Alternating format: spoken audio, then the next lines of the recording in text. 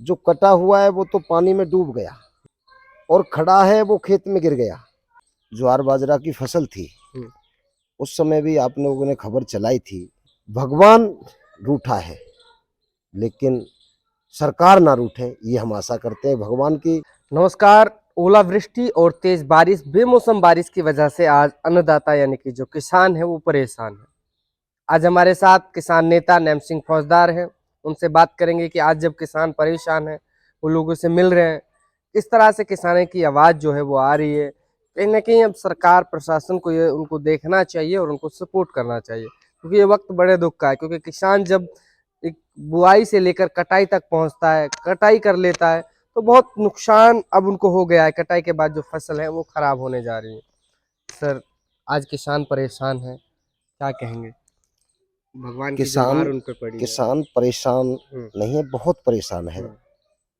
जब ज्वार बाजरा की फसल थी, उस समय भी आप लोगों ने खबर चलाई थी। उस समय भी फसल पूर्णतः नष्ट हो गई थी, खेतों में पड़ी हुई फसलें पानी में डूब गई थी। बाजरा की फसल, चारा बिल्कुल खराब हो गया था। इस बार जो चारे की मारामारी रही है, चारा 700 और 800 रुपया मन चारे का भाव रहा है। अच्छे अच्छे पशु 1-1 लाख की भैंस लोगों ने 30-30, 40-40 हजार में बेची हैं।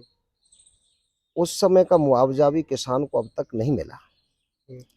आज जो सरसों की फसल है और गेहूं की फसल है, सरसों की फसल खेतों में पड़ी है, गेहूं कुछ खड़ा है कुछ कट गया है। जो कटा हुआ है वो तो पानी में डूब गया और खड़ा है वो खेत में गिर गया।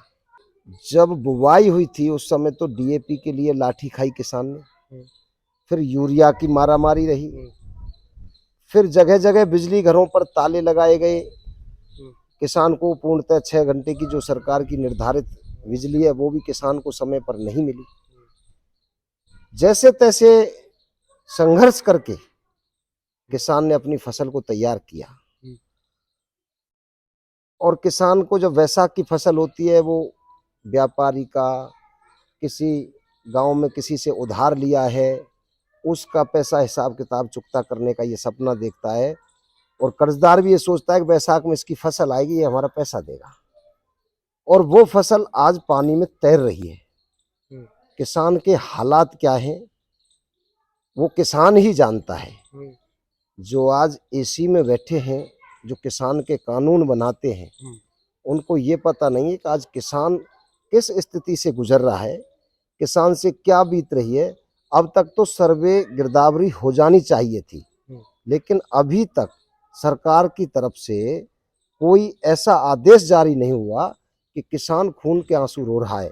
जो देश का बाप कहा जाता है, 85% देश के भूभाग पर किसान कौम निवास करती है और जो देश का पालन करती है। चौधरी चरण सिंह जी ने कहा था कि देश की खुशहाली का रास्ता किसान के खेत और खलियान से जाता है। आज वही किसान जो सबका पेट भरता है, वो भूखा बैठ के जंगल में रो रहा है और उसके आंसू पहुंचने के लिए प्रशासन के और सरकार के नुमाइंदे आज तक कोई नहीं पहुंचा है। ये बड़ा दुर्भाग्यपूर्ण विषय है। सरकार को इस पर तुरंत प्रभाव से अपना विहिप जारी करके और संबंधित जिला कलेक्टरों को आदेश जारी करने चाहिए, तुरंत प्रभाव से गिरदावरी करके और बिना किसी देरी के। पिछली साल जो ओलावृष्टि हुई थी उसके मुआवजे अब तक कुछ को मिले कुछ को नहीं मिले। जब सर्वे भी हो जाता है, गिरदावरी भी हो जाती है और उसको मुआवजा भी समय पर नहीं मिलता।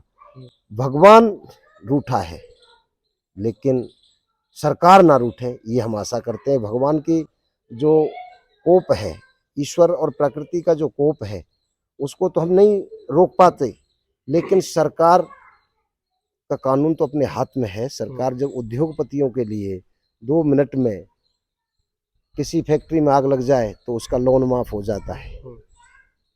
किसान की जब फसल बर्बाद होगी उसका लोन माफ क्यों नहीं हो, उसका बिजली का बिल माफ हो जाए।